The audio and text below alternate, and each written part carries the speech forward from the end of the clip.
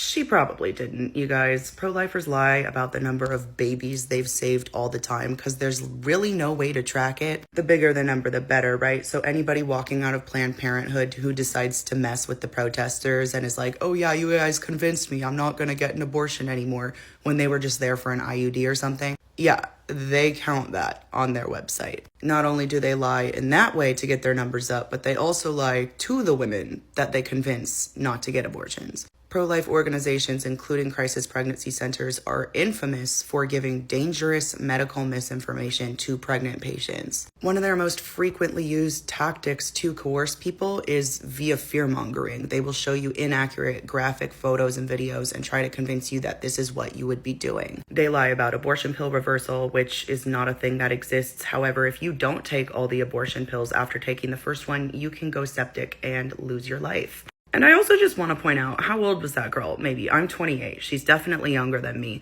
Do you think she has children? Do you think she even pays her own cell phone bill? I don't know about y'all, but me personally, if I was seeking somebody to advise my family planning, I'd probably want it to not be a 20-year-old who has no nuanced life experience or children themselves, but does have a head full of indoctrination. I wonder if when she's doing all her little coercion tactics and making women scared and cry, if she smacks her gum the same way.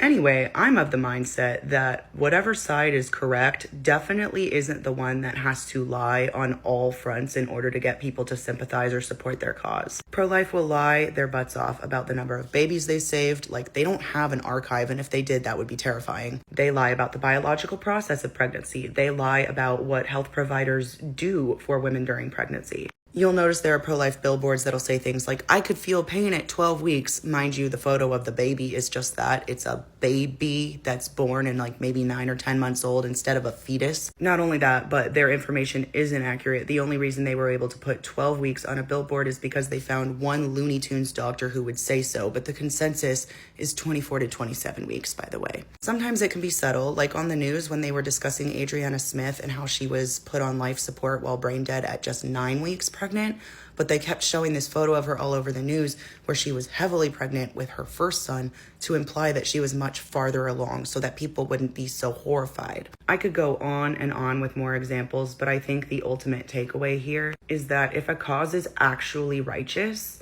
they would not need to lie out their asses all day, every day in order to get people on their side.